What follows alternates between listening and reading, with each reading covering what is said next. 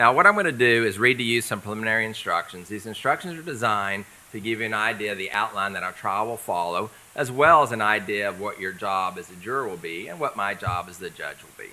So please listen closely as I go through these instructions. It takes me about 10 minutes. The defendant has been charged by the state of Tennessee with a violation of state law. The document containing the charge is referred to as the indictment. The indictment is a formal written accusation against the defendant, but does not create any inference of guilt. The defendant is charged with 2 counts of first-degree murder, 3 counts of felony first-degree murder, and I'll explain to you the difference in those before you begin deliberations, and 2 counts of abuse of a corpse. The elements of each of those offenses will be defined for you in my written jury instructions that you will receive before you begin deliberations in this case. The defendant is presumed innocent and may not be found guilty by you unless, after hearing all the evidence in the case, the attorney's arguments, and instructions of law, the 12 jurors seated in this case unanimously find that the state has proven its case beyond a reasonable doubt. The burden of proof remains with the state throughout the trial of the case. The first step in the trial will be the attorney's opening statements. The state will tell you about the evidence it intends to present so that you have an idea what the state's case is about. This opening statement is not evidence. Its only purpose is to help you to understand what the evidence will be and what the state will attempt to prove. After the state's opening statement, an attorney for the defendant may make an opening statement if they should so choose. They do not have to make an opening statement because the defendant has no burden of proof in this case. If they do make an opening statement, I remind you that statements of attorneys are not evidence. Next will be the state's case in chief, in which the state will present its evidence. The witnesses will be testifying based upon questions asked by the attorneys. The questions asked by the attorneys are not evidence. Only the responses of the attorneys are considered evidence. And of course, that's in the context of the question that was asked. For instance, if the attorney says the shirt was red, wasn't it? And the witness simply says yes, then you may take that to mean the testimony is that the shirt was in fact red. After the state completes its case in chief, the defense will be given an opportunity to present evidence through witnesses and exhibits. A defendant is not required to put on any evidence or to testify.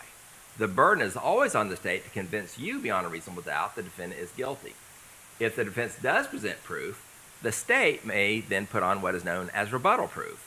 And after you hear the state's rebuttal proof, the defense may put on further proof. Once you have heard all the evidence in the case, the parties may present final or closing arguments. Again, closing arguments are not evidence. In closing arguments, the parties will attempt to summarize their cases and help you understand the evidence that was presented and what inferences they wish to draw from that evidence. The final part of the trial occurs when I instruct you on the rules of law that you are to use in reaching your verdict. At that point, I'll excuse the alternate jurors if we still have any left, and the final 12 jurors will leave the courtroom together as a group. You will then begin your deliberations to make a decision in the case. Your deliberations will be secret, and you will not be required to explain your verdict to anyone. So now that I've described the trial itself in outline form, let me explain the function that you and I perform during the trial. I will decide which rules of law apply to the case, and my decision will be reflected in my responses to questions and objections the attorneys raise, as well as in my final written jury instructions. It is your job to determine what the facts are from the evidence.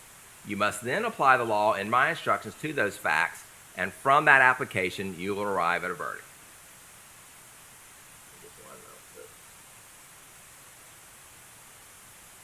The state has a burden of proving the guilt of the defendant beyond a reasonable doubt, and this burden never shifts, but remains on the state throughout the entire case. The defendant is not required to prove his innocence. You as jurors must decide whether the state has proven beyond a reasonable doubt that the defendant has committed the crime charged in the indictment. You must base that decision only on the evidence in the case and my instructions about the law. An important part of your job will be making judgments about the testimony of the witnesses who testify. You should decide whether you believe what each person says and the importance of his or her testimony. There is no specific set of guidelines on what you should consider in making that decision. I suggest use common sense first and foremost. The court will not provide you with a transcript of the testimony at the end of the trial. Therefore, you must listen very carefully to the testimony of the witnesses. Each of you will be allowed to take notes during the trial for your own use during deliberations. You are not required to take notes. Independent memory can be as accurate as written notes, and that's why I provided you those notebooks and pens. If you want to take notes during the trial, you certainly can. You will have those with you during deliberations to refresh your memory. If you don't want to, if you just want to focus on what's being said, you certainly can do that as well. Everybody retains things differently, and I'll leave that up to you to know what works best for you. During the course of the trial, you should not talk with any witness, defendant, or attorney involved in this case. Please do not talk to them about any subject whatsoever. You may see them in the hallway, on an elevator, or at some other location. If you do, the best standing rule is not to say anything at all. And that is hard for us in East Tennessee because we are a friendly bunch of folks. And if you see somebody you recognize, you're naturally going to nod, smile, at least say hi. If any of these people see you while this case is going on, they are completely ignore you. If they're walking toward you, they're going to stop and turn and walk away from you. They're certainly not going to say anything to you. They're not even going to make eye contact. Again, please don't be insulted by that. They're not being rude. They're just following my instructions to make sure we keep you folks separate and apart from anyone else throughout this entire process. You also should not discuss this case among yourselves until I instruct you on the law at the end of the case and I'll allow you to begin deliberations. It's important that you wait till you've heard all the evidence in the case before you begin deliberations. And that's another instruction that is difficult to follow because naturally when you take a break, you're going to want to talk with your fellow jurors about maybe a witness you just heard or something that was displayed in evidence. Please do not do that. Don't say anything at all during breaks or lunch or at any point during this trial until deliberations begin with your fellow jurors. Just keep it all in your mind. Once deliberations start, you'll have an opportunity to talk about everything you saw and heard, but don't say anything at all about what's going on during the trial. And that includes not only among yourselves as jurors, but with you and your family and friends.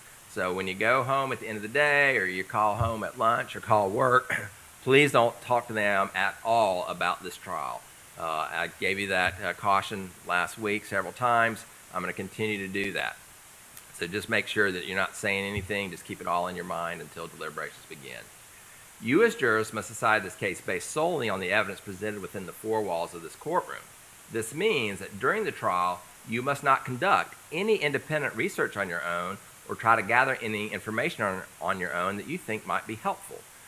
In other words, don't consult any dictionaries, electronic devices, media, or use your phones or anything else in any way to gather information about this case. Everything you need to decide this case will be presented inside this courtroom during the trial, or you already have it in your heads from your own life experiences.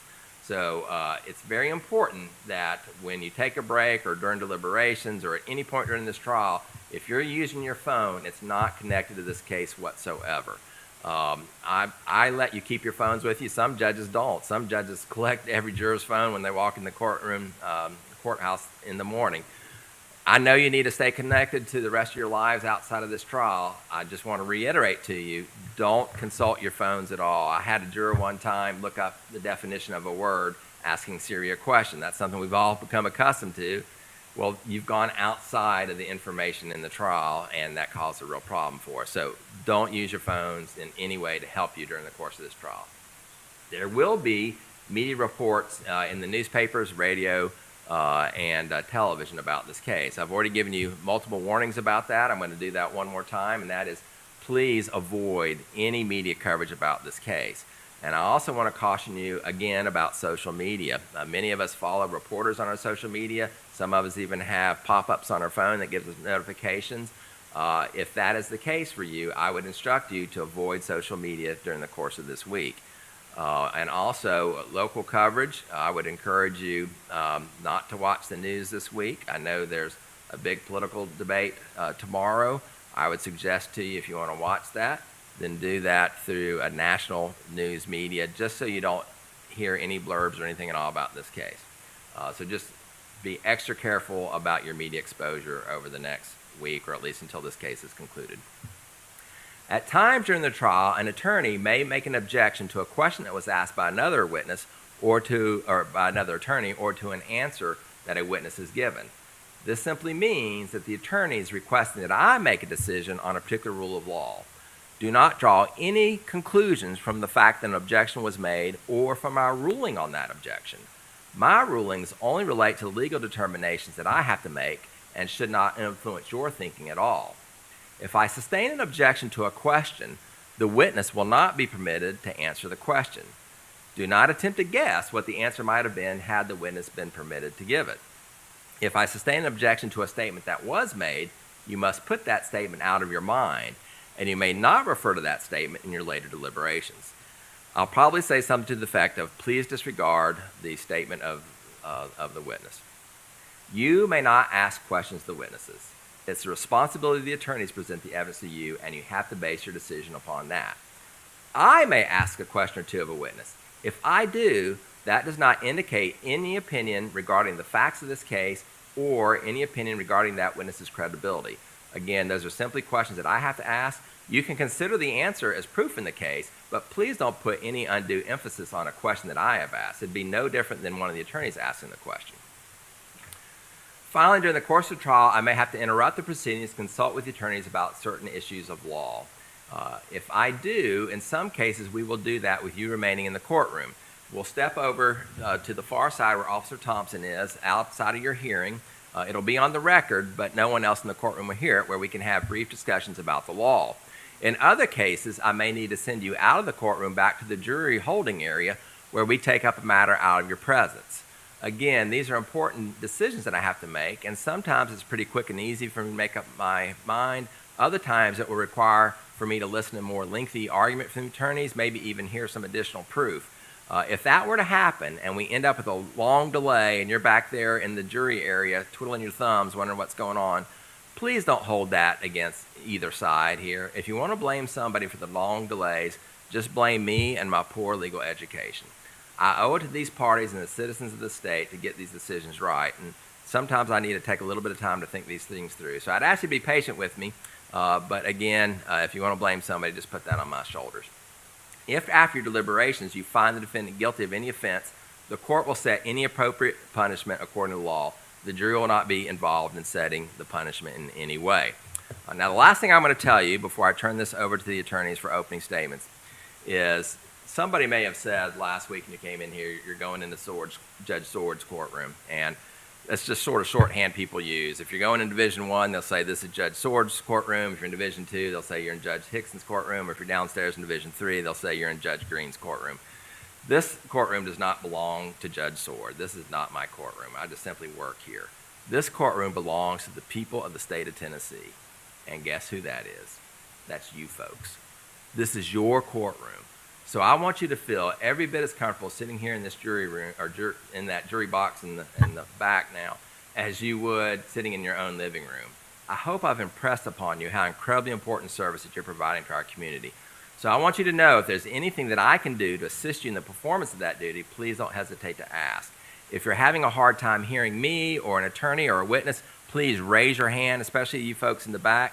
Raise your hand, let me know. I will turn the microphones up or ask them to speak up. If you need a break, I will take a break whenever you folks need to. If we took a break 5 minutes ago and you want another break, we will take another break. We'll take as many as you folks want. So please don't hesitate to ask for that. You are in control of that as much as possible. All right. That being said, we're going to publish the indictment to you. And so, General Sanchez, if you'd please publish the indictment.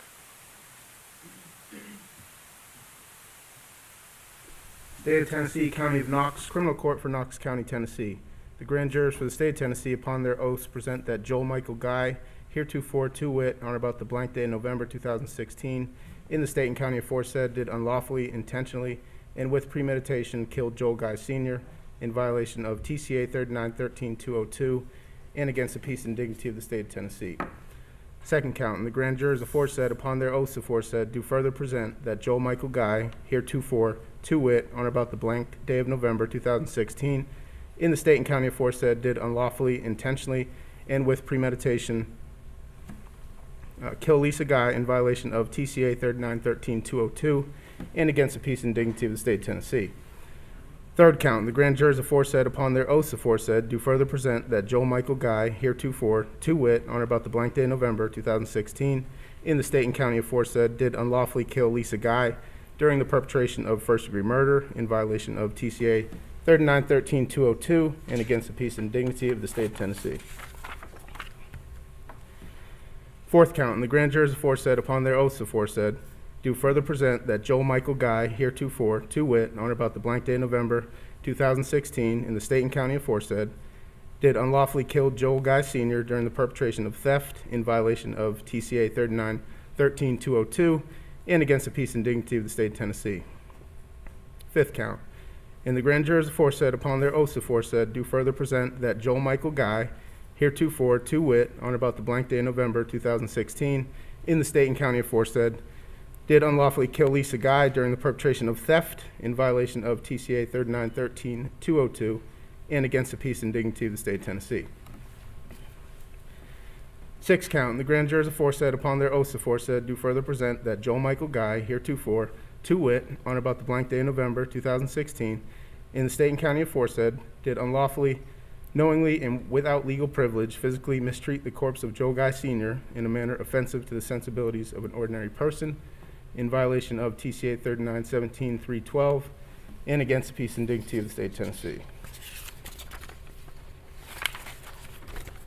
Seventh count. In the grand jurors aforesaid, upon their oaths aforesaid, do further present that Joel Michael Guy, heretofore to wit, on about the blank day of November 2016, in the state and county aforesaid, did unlawfully, knowingly, and without legal privilege, physically mistreat the corpse of Lisa Guy in a manner offensive to the sensibilities of an ordinary person, in violation of TCA 39-17-312, and against the peace and dignity of the state of Tennessee.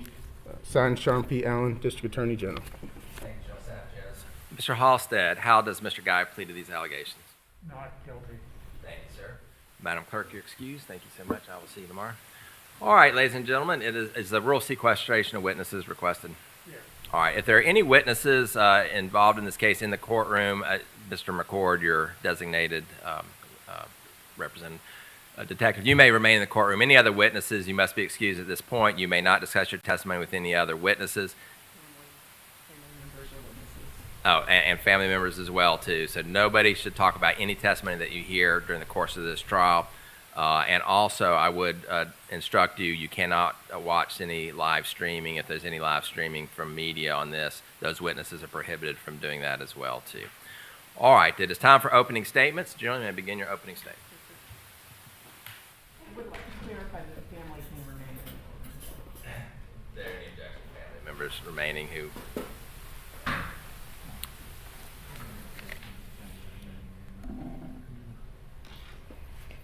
No, Your Honor. They may remain under the Article Victims' Rights Act. I can't remember what it is. Don't ask me. All right, Joan, you may begin your opening statement whenever you're ready. Thank you. Ladies and gentlemen, thank you very much for your time and attention this week. I want to thank you in advance. We expect to prove to you beyond a reasonable doubt that on November the 26th of 2016, Joel Michael Guy Sr. was viciously attacked in his home in the exercise room that he had upstairs. During this assault, he sustained 42 sharp force injuries. You're going to hear proof from the medical examiner and from a forensic anthropologist about these injuries. And what you're going to hear is that these injuries were so severe that marks were left on his ribs, 12 of his ribs, marks ranging from scratches to complete severing. The medical examiner is going to tell you that the cause of his death was multiple sharp force injuries that caused damage to his lungs, to his liver, and to his kidneys. He sustained a wound to his scapula, which is where your shoulder is, and it was such a severe wound that a fragment from a blunt force instrument was left in the muscular tissue next to the bone. He sustained abdominal wounds, so he was attacked from the front as well as the back. You're going to hear testimony that most of the stab wounds occurred in the back portion of his body. His hands were severed at the wrists. And you're going to hear evidence that there was a lot of blood staining evidence in this exercise room that indicated that there was a fierce struggle. In one corner of the room, there is blood evidence to show that there was thrashing motion. And it left not only blood marks, but wipe marks and droplets on 2 walls of the room and extensive blood staining on the carpet. You will hear that he sustained defensive injuries on both of his hands, which indicate that he was fighting and he fought for his life. And his hands were sliced. And you're going to see photographs and hear testimony about the nature and the extent of these injuries. After he was murdered, the killer disrobed him, meticulously took off his clothes, his shoes, his pants, his shirt and jacket, left them in a heap on the carpet. He left Joel Sr.'s cigarettes on top of the pile, and they were blood-stained. He left his hands in the room. At some point, Lisa Guy came home, and she too was subjected to a violent assault. And you're going to hear testimony and see proof of her injuries. She was stabbed 31 times, and she sustained serious injuries to her ribs. She had 21 rib injuries. 21. 9 of her ribs were severed. And you will hear a forensic anthropologist talk to you about the variation of the injuries to her ribs, indicating not just slice marks, scratches, severing, but also evidence that the sharp instrument used to stab her twisted into the cartilage of her ribs. She had 1 rib that was fractured from blunt force trauma, not sharp force, but blunt force, indicating that there was pressure applied to her ribs. And you will hear that most of these injuries occurred to her back. She had 1 injury to her clavicle and a stab wound, and she had several stab wounds to her buttock. You will hear testimony that there was evidence in the upper hall at the top of the stairwell from the bottom floor to the top floor that indicates that this is where her murder took place. Blood staining on the walls, drip marks, marks that indicate a spray, perhaps. And like Joel Sr., her clothes were removed from her. They were cut off and left in a bloody pile on top of a large blood stain on the carpet. You will hear that the scissors were found there, along with a knife. You will hear that there were also 2 knives left in the exercise room. So at some point, after Joel Sr. and Lisa were murdered, the killer went to work on their bodies. Joel Sr.'s arms, both of them, were severed at the joint, the shoulder blade. Both of his legs were removed at the hip. His right foot was removed at the ankle. And as you know, his hands, of course, were also removed at the wrist. Lisa had both of her arms removed from her torso at the shoulder. Both of her legs were cut off below the knee. Her right hand was severed from her arm, and the killer cut off her head.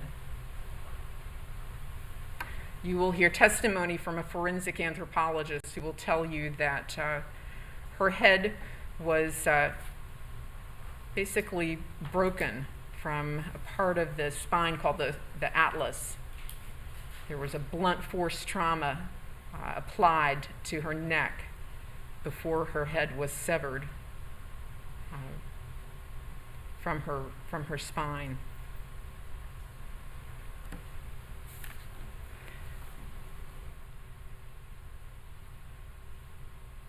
After the limbs of these people were removed, the killer placed them separately into two 45-gallon blue Sterlite containers. You will hear testimony and see evidence of where that took place. And you will learn that in the master bedroom of their home, plastic sheeting was placed on the floor, and these blue plastic bins were placed on the sheeting. The killer put Lisa's body parts in one, and he put Joel Sr.'s in the other. And then he covered them with a corrosive substance and left them there to liquefy into some sort of diabolical stew of human remains. And then the killer took Lisa's head and carried it downstairs and took it into the kitchen. He got out a stock pot, placed her head in the pot, filled it with liquid, carried it over to the stove, covered it, turned on the stove, and left it there to cook.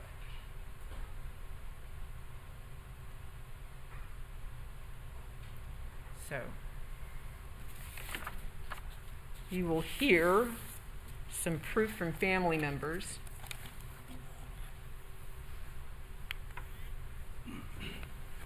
About this family. And you're going to hear this photograph was taken on the Thanksgiving day just before their murders, November the 24th. Photograph is taken by Michelle Dennison, Joel Sr.'s daughter. And you're going to hear a little bit about this family. You're going to hear that Joel and Lisa were very happily married. They loved each other. They had been married for 31 years. And the defendant was their only child. But Joel Sr. had been married before, years before, and he had 3 daughters, Candace, and twins, Michelle and Angela. And you're going to hear from each of them a little bit about their family. And you're going to hear that they communicated regularly, and they had a great relationship with their dad and with Lisa, whom they were very fond of. Lisa had treated them like they were her own.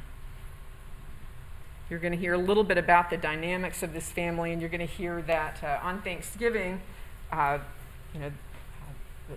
Joel and Lisa had arranged to have a family get-together, and Michelle and her boyfriend and her 3 young sons, who are depicted in this photograph, came to spend the day, all that Thursday, came to spend the day with Lisa and Joel. Angela and Candace weren't able to come, so it was just these people, along with the defendant, who came up from Baton Rouge, Louisiana, where he lived. He drove up the day before, November the 23rd. You're going to hear that this was going to be, and I'm not being smart aleck, when I say it was going to be their last Thanksgiving in this home that they had on Golden View Lane in Knox County, because they were moving. Joel and Lisa had plans. Joel had worked as a contractor. He designed piping systems. Lisa had a job with Jacobs Engineering. She was a disbursement specialist. And they were done with work. Lisa had turned in her notice. Joel's contract was concluded, and they had decided to retire for a while. And they were moving. Their house was for sale. They had a contract on it. And Joel was going to buy his family home in Surgoinsville, Tennessee, in Upper East Tennessee, near Kingsport. And he had made arrangements with his sister, Robin White, to purchase the home. And this was going to be the last Thanksgiving that the family was going to spend in Knoxville. Their next holiday plans were going to be for Christmas in Surgoinsville. they were ready, to move on and to enjoy what was left of their lives.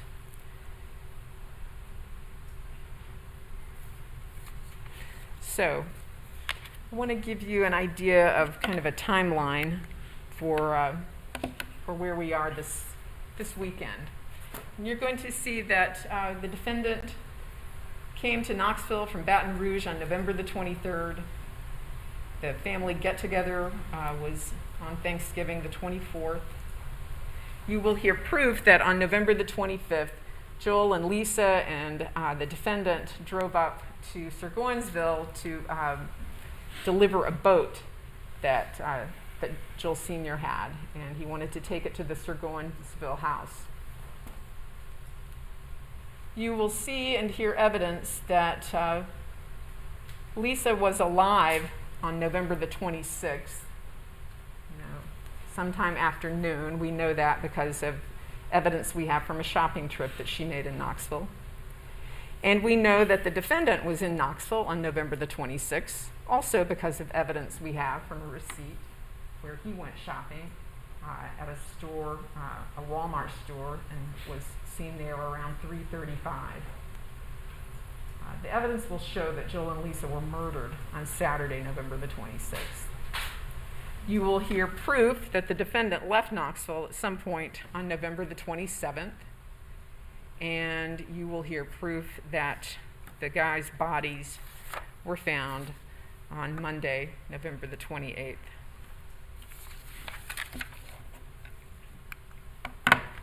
So, how did that happen? Jennifer Whitehead is a supervisor at Jacob Engineering. She worked with Lisa. They were work friends. They had a good relationship, and she's going to tell you that the week after Thanksgiving was going to be Lisa's last week of work. She was due to, I'm sorry I keep doing this, but I cannot. I'm having a hard time speaking. She was going to have her last day on Friday of that week, and she didn't show up for work on Monday. Now, this was very unusual. Jennifer's going to tell you that Lisa was quite dependable, and Jennifer was worried about why she didn't show up and why she didn't call, why she didn't text. She became concerned because she started to call her. Some women at work had planned to take Lisa out for lunch that day, kind of a going-away luncheon. And this was highly unusual behavior. So Jennifer calls and texts multiple times, and with no response. And she became so concerned and had such a weird feeling about it that she called 911 and asked them to send officers out to perform what we call a welfare check. And you're going to hear evidence that an officer, Stephen Ballard, did go by the house on Golden View Lane in Knox County, and he went to check things out.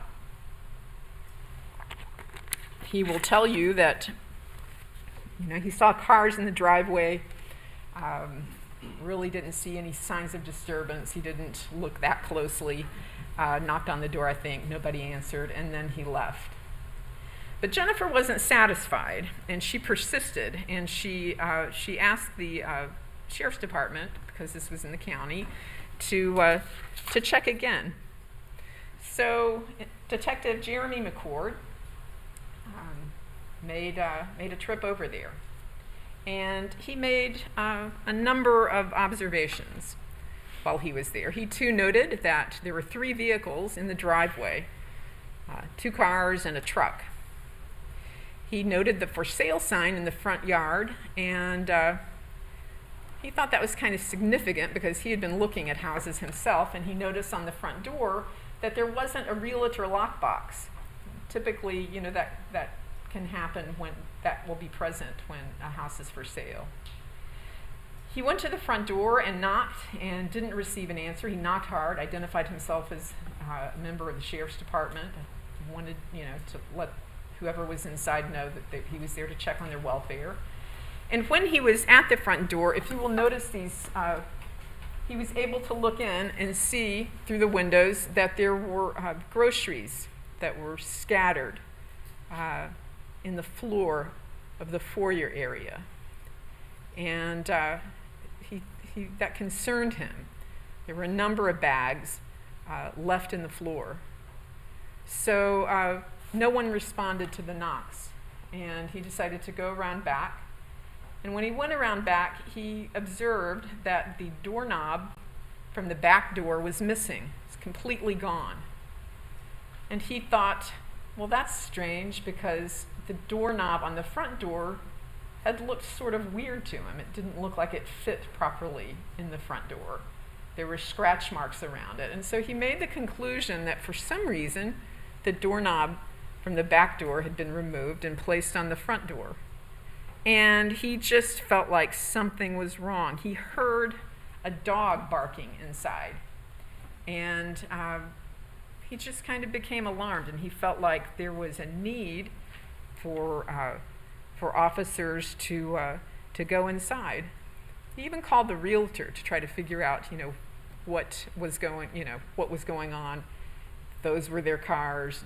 The realtor suggested maybe looking inside one of the cars to see if there was a garage door opener that could open the garage door so he could get in. And he made the decision to go in. In law enforcement, this is kind of called exigent circumstances, and it means that there is a fear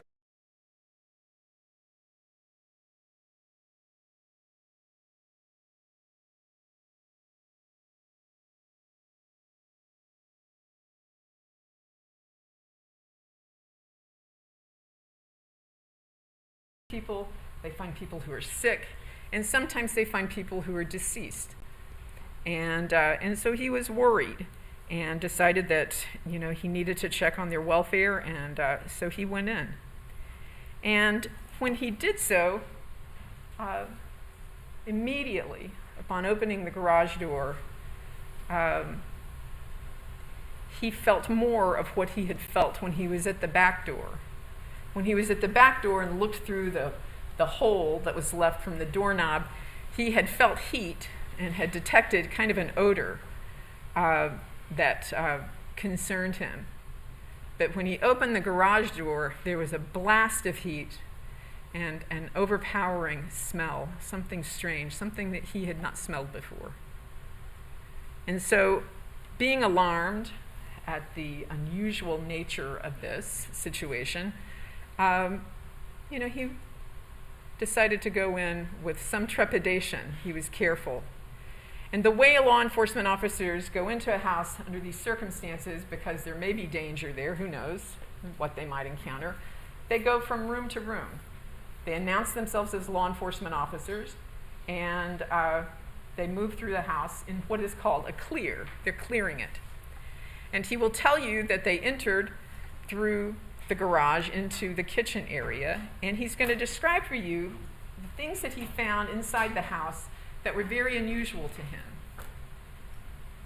I mean, other than the heat, which he will tell you was, when they looked at the thermostat, the temperatures were in the high 90s, okay? I'm not talking about a warm house. I'm talking about a hot house.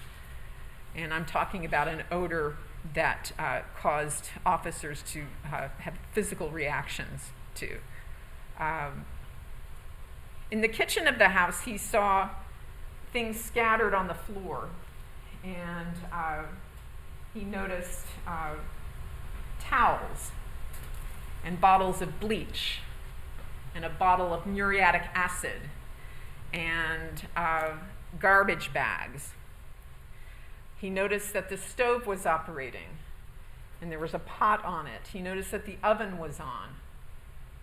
He noticed that there was a cell phone on the counter, and on the kitchen table there were 2 wallets that were out. That one looked like it belonged to a female. There was a picture, an ID of a woman on it. The other was brown, looked more masculine. A ball-peen hammer and a vice grip, a lady's purse on the table. It looked unusual to him. He kept announcing law enforcement. And he moved through the house. He went into the dining room, and there he saw weapons. on the dining room table, boxes of ammunition in the floor.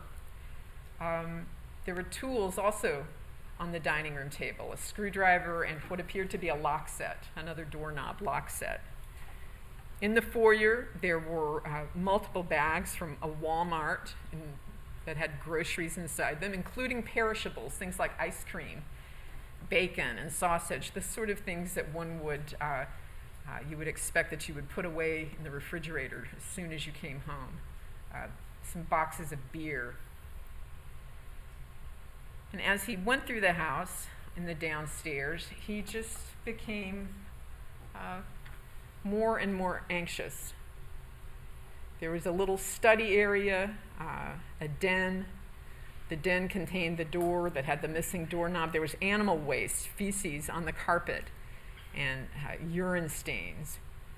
There was a heater that was plugged in and was operating at full blast.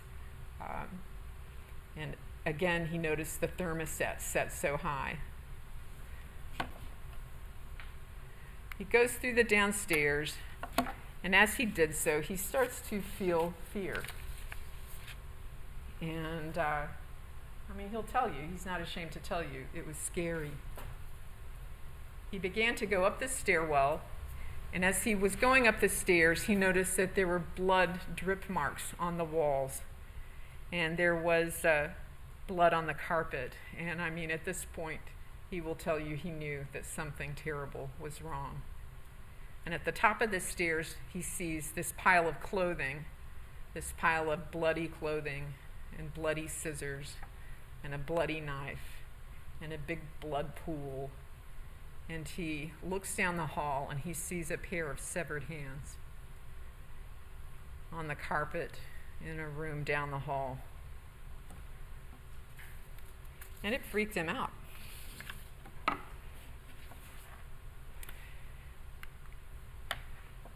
His fear turned to horror as he continued to go through the upstairs, clearing, the dogs barking on and off. He goes into the master bedroom, and he sees in the floor a weird assorted jumble of articles that don't even appear to be used. There's a bag of clothes, there is a work light, there's a sledgehammer, there's a portable heater that you can clamp on. It clamps on to a surface. There's a face mask that looks sort of like what one would use to do painting, a more protective mask than the one that I'm wearing. There's a blender and a box of latex gloves, a black garbage bag. A roll of plastic sheeting is on the bed, which is made. Well, it was made and tidy. And Beanie Babies, pile of Beanie Babies on the carpet next to all of this. And other articles. I'm not sure that I'm remembering all of them. Bottles of food-grade hydrogen peroxide, like jugs, big jugs. A jug of liquid fire, which is a drain opener. Back in the hall, next to Lisa's clothing, there were 3 empty, big 5-gallon, I'm not sure how many gallon tubs of something called sewer line cleaner number 2, and an empty bottle of Robic drain opening solution. That was in the hall. So back to the master bedroom. All of these weird, unusual products are here. And the master bath door is open. And of course, he can see what I described to you just a few minutes ago. And it's something he will tell you that he never expected to see. And he can't unsee it. The floor of the master bath coated in plastic, the same plastic sheeting cut from the sheeting that was left on the bed.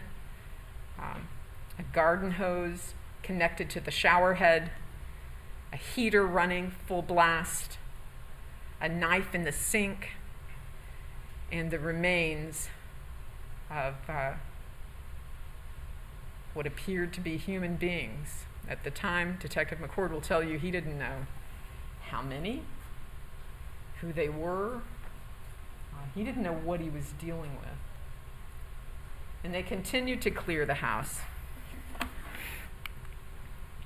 And in nearly every room in the house, they find evidence.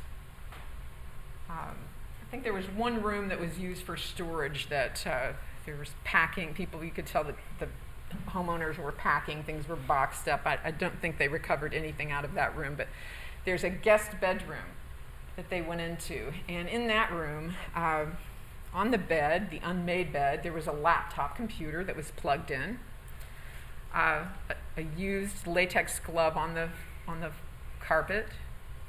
There was a backpack in a corner.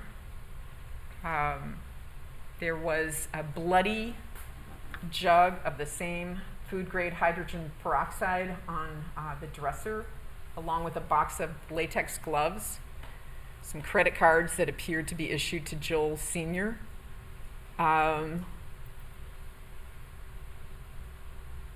Other articles, blood staining on the carpet and a blood stain on the sheet, I think. There's a bathroom upstairs in the hall, sort of a guest bathroom. But I forgot something important in the guest bedroom. There were two blue tote lids that corresponded with the blue plastic bins that were in the master bathroom. The lids, 2 lids for these were found. One propped up next to a suitcase that had some rumpled clothing in it, and also one under the bed. So the tote lids that corresponded to the tubs in the master bath were in the guest bedroom, along with a note that was in the suitcase that mentioned a store, had the address of a business in Louisiana. I love this name, Dan Boudreaux's Ace Hardware in Napoleonville, Louisiana. So that note was in the suitcase in the guest bedroom. So they move on to the guest bath, and it's a mess. There are blood stains everywhere, on the door, on the floor, on the sink and the counter. There's a pile of clothes, like some shorts and a t-shirt and underwear that have some blood staining on them in the floor. Used latex gloves scattered on the countertop, a knife on the counter, bottles of rubbing alcohol, a couple of bottles of those, a couple of bottles of hydrogen peroxide, some medical tape. Looked like someone had treated an injury there. Okay, just blood staining everywhere, and some other first aid supplies. And also on the counter, there's a Walmart bag that contains a receipt, and that receipt depicts the products that were found in the room, and that receipt depicted a date, November the 26th, 2016, and it depicted a time, 15:35:25, 3:35 p.m.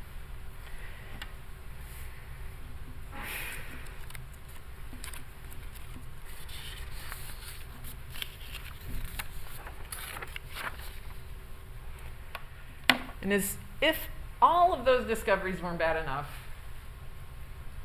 go back downstairs.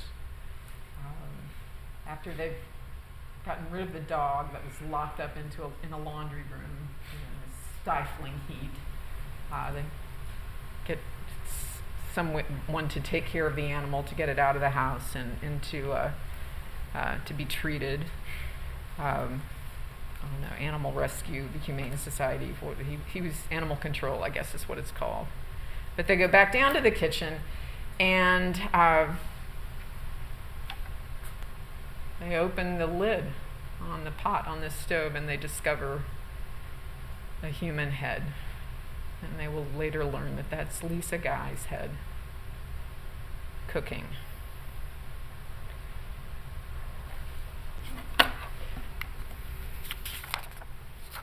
Still simmering. The stove was still on. So Detective McCord and the other officers there, they realize this is a monstrous crime, okay? They're feeling some sense of urgency now to figure out who did this. And they have to take steps to figure out how in the world, what are we going to do? How are we going to solve this? So they do what investigators do, and they interview people. They do a neighborhood canvass. They talk to people in the neighborhood to try to figure out when the guys were last seen, who may have been at the house. They notify next of kin. They discover from Michelle Dennison that she was just there, that she was there on Thanksgiving, that her half-brother, Joel Jr., Joel Michael, they call him, was there. He gets a description of vehicles. He gets on that receipt from Walmart. And when he goes to Walmart to check this out, he's able to talk to someone there who is kind enough to cooperate, and they give him video. They maintain security footage at the stores because of shoplifters and for business purposes. And so Detective McCord is able to that very day, the 28th, get a video image and a still shot of the person who made that purchase. And he is able to have that person who's depicted in that image identified as Joel and Lisa's only son, Joel Michael Guy, the defendant. And they get an arrest warrant based upon this information and other information. One of the things that greatly concerned them is that in this image that they saw at Walmart, the defendant is his hand is bandaged, okay, and he's buying medical supplies, and he's not there. And they've received information that he has gone back to Louisiana, back to Baton Rouge on November the 27th. And so based upon that and other evidence, they get an arrest warrant, and they enlist the assistance of law enforcement officers from the Louisiana State Police, the FBI, and the East Baton Rouge Sheriff's Office. And all of these agencies work together, and the defendant is arrested, I believe, on November the 29th of 2016. And you will hear testimony from people who saw him there, who will tell you that his hands were sliced. He had a couple of cut marks on his hands. So you will hear that all of the evidence in this case we submit to you points to the defendant as the killer of his parents. And one of the things that we consider in this calculation is, the times of death. The medical examiner and Dr. Marks, the forensic anthropologist, can't tell you how long Joel and Lisa were in those, how long their body parts were liquefying in those tubs. They can't make that determination. But we do know certain things. We know from receipts found in Lisa's belongings where she was on November the 26th, and that she was alive at some point. And we know that from a receipt found in her purse at the scene that she was at this Walmart in Turkey Creek at 12:18 in the afternoon, making the purchases of the items that were found in the foyer. Okay? The receipt, they were able to match up the items listed on the receipt with things that were in the foyer floor. We know that before that, she had gone to PetSmart in Turkey Creek, in the same little shopping center, to get dog food for her dog. And this is a map, an aerial map. You'll see right up there in that corner. That's Golden View Lane, that little red circle. That's how close they live to, this is the Turkey Creek Shopping Center. There is, here's the PetSmart, and here is the Walmart. So as you can see, she's not that far from the shopping center. She didn't live that far. And I don't know what the traffic was like on that date, but we can assume that at some point she made it home. And we know she made it home because her car was found in the driveway, and the groceries were in the foyer, and you will hear from her daughters that that's not usually how Lisa got into the house. Usually she would come through the garage that they sort of used as a sitting room. They were smokers, so they smoked in their garage. And her typical way of getting into the house would be through the garage door and into the kitchen. It's sort of a logical way most of us carry our groceries in. It's closest to the area where we're going to put them away. But she didn't use the garage entry that day. So we know she got home. We know that her purse was found in the kitchen, her keys, her cell phone was on the kitchen counter. She made it home. So we believe the state will prove that she was murdered between that time that it took her to get home, maybe 12:30 p.m. on the 26th, and before 3:35 p.m., because state will prove to you that the defendant was already hurt by 3:35. This is the Walmart receipt, and you will see that it shows November the 26th, 15:35:25, and here he is, leaving the store, and you will note this bandage on his hand. Here's a close-up of him getting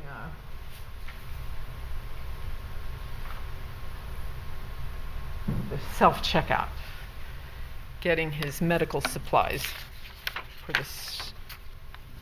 for his wounds. So now we know he went back to the house, right? We know he went back to the house because the things that he purchased at Walmart around 3:35 are on the bathroom counter.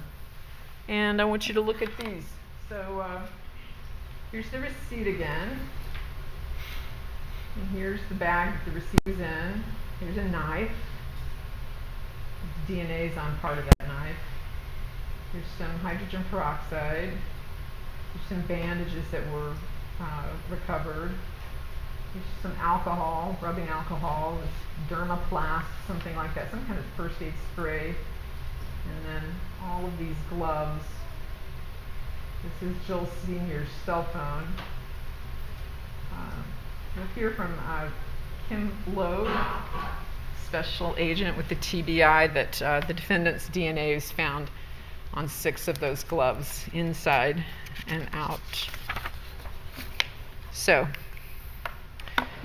Joel and Lisa Guy were dead by 3:35 p.m. And we believe the proof will show that after the defendant tended his injuries, he went to work on their bodies and did what he did to them.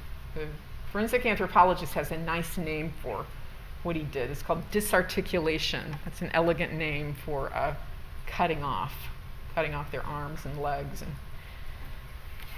Lisa's head. So we will prove to you that the defendant had a plan to do this, that this was not a spur of the moment decision. He had a plan, and that is known as premeditation sometimes. Planned in advance. He premeditated. He made, after the exercise of reflection and judgment, made the decision to murder his parents.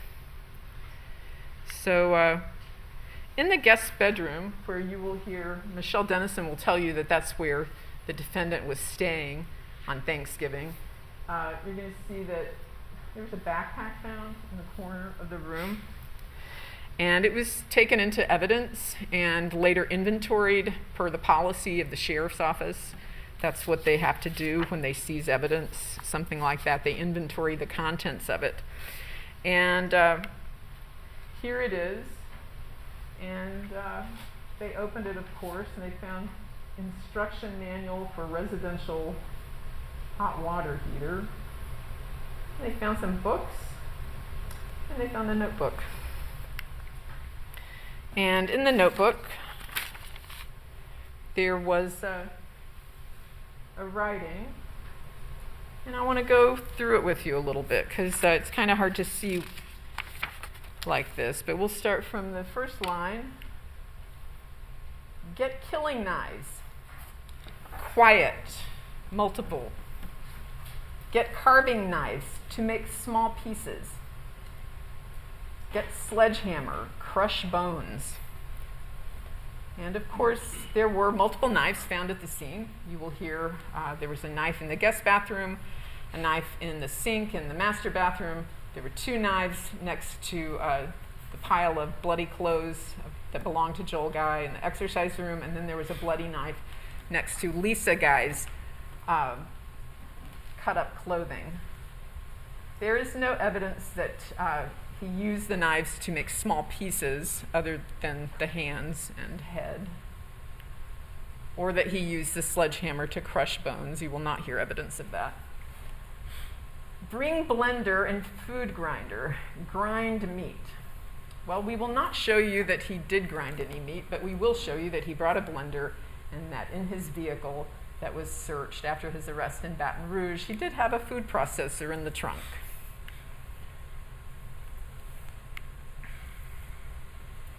Get bleach, denature proteins.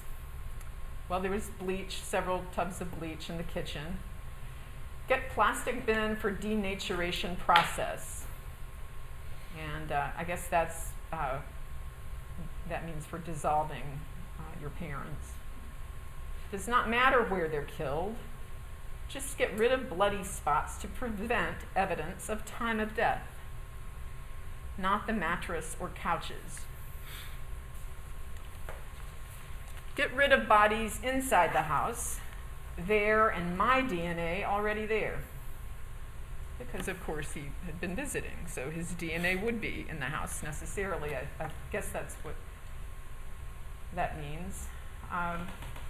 He needs to be, I can't read that word, not intruder.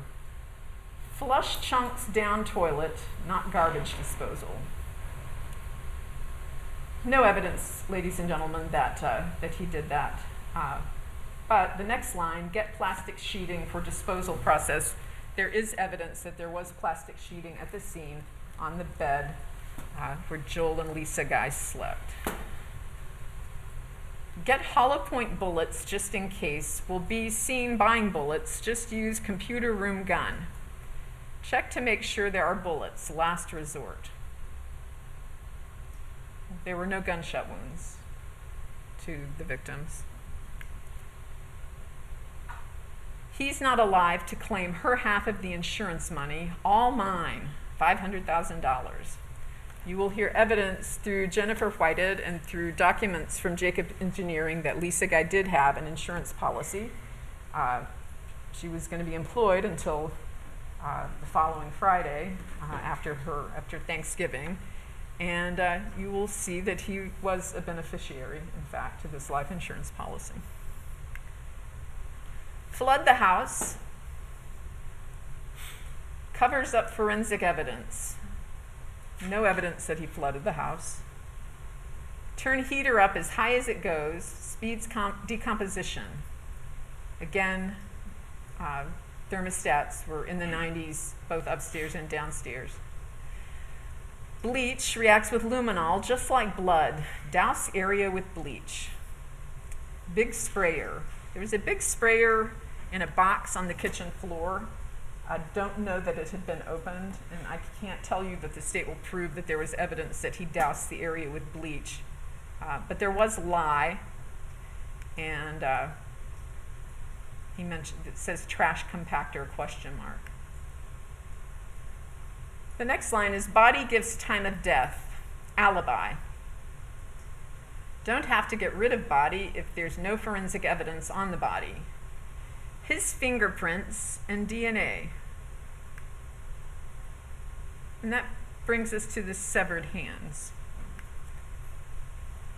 The severed hands. We believe the state will prove to you that the hands were severed for a purpose, okay? For a purpose. There's a reason behind it. Minimize, and we're on to the second page of the notebook. Minimize things I touch throughout the visit. Wear gloves and socks to prevent fingerprints and footprints. And as I said, you will see photographic evidence that there were gloves, latex gloves, found throughout the house, boxes of them, in his bedroom, in the bedroom that he was using in the house, in the master bedroom, in the kitchen, in the guest bath. Drop something down the garbage disposal to break it. Get him on the ground, or get him on the ground fixing it. Kill him with the knife. Clean up mess from him before she gets home. Kill her with knife. Kill the dog after. Then that's marked out, and above it, leave him alive. Fingerprints. Take dog with you. I don't know what this says. The first word I don't understand. Him with him is all I can read. The next line is place her in shower, turn on hot water, and point at her to get rid of forensics. Remove her clothes and take them with me for disposal. And you know her clothes were removed. Place him in plastic bin and use it to get him into the upstairs bathroom. Well, Mr. Guy's remains were certainly found in a plastic bin in the upstairs bathroom. Cut off his arm and plant his flesh under her fingernails. And I will remind you that Lisa Guy's right hand was severed from her arm. Place her hand with his DNA so that his DNA is not washed away by shower. Use sodium hydroxide. You'll hear evidence that the sewer line cleaner and other products, that's sodium hydroxide. Use sodium hydroxide to destroy his soft tissue and his softened bones for transport. Baste once every hour to accelerate. Flush sodium hydroxide down the toilet. Wash out bin with handheld shower head and then direct handheld into toilet to flush everything out of the pipes and into the public waterway. Douse killing rooms, kitchen, ? With bleach.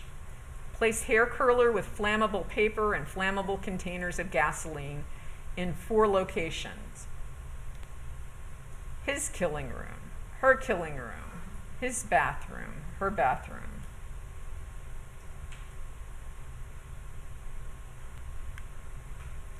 Wipe down areas near killing rooms and bathrooms.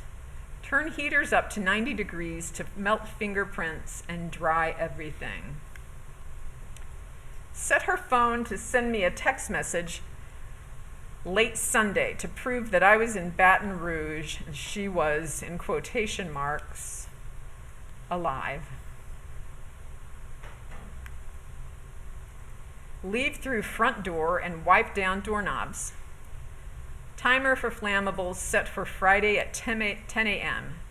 Sunlight masks fire but not smoke.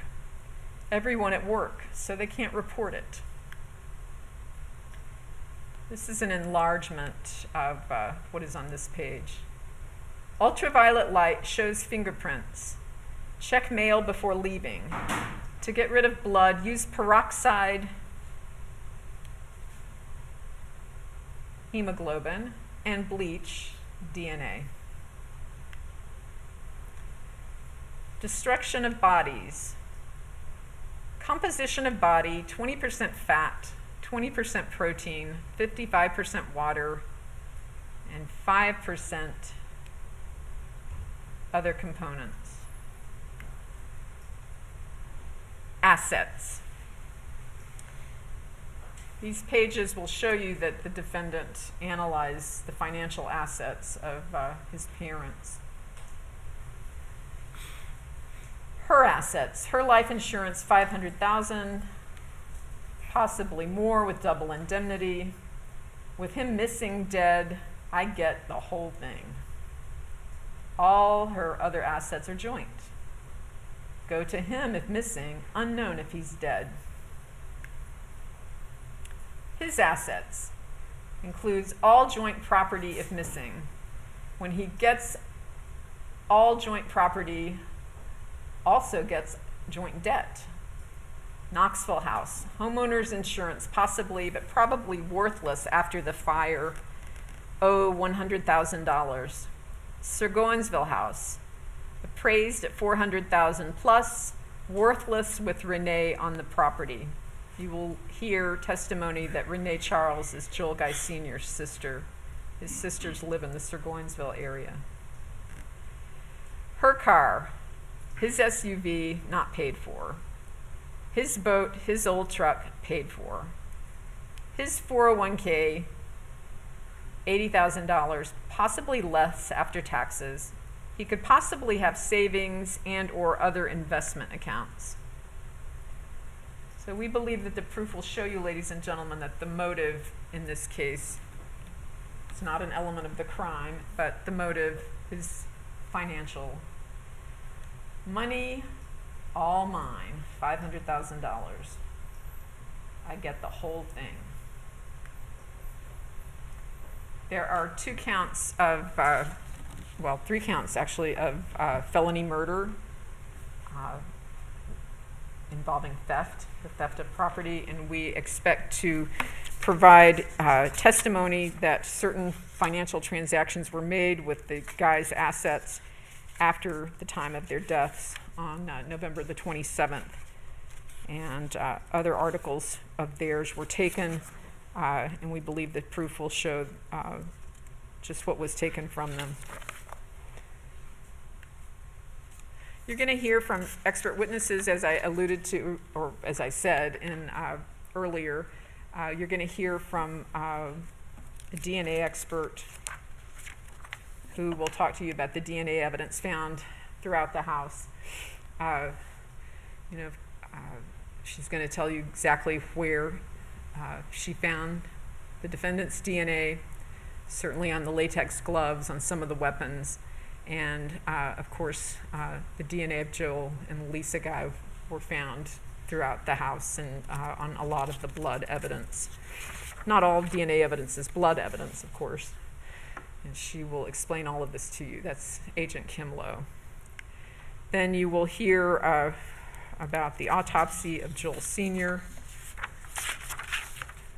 and the autopsy for Lisa.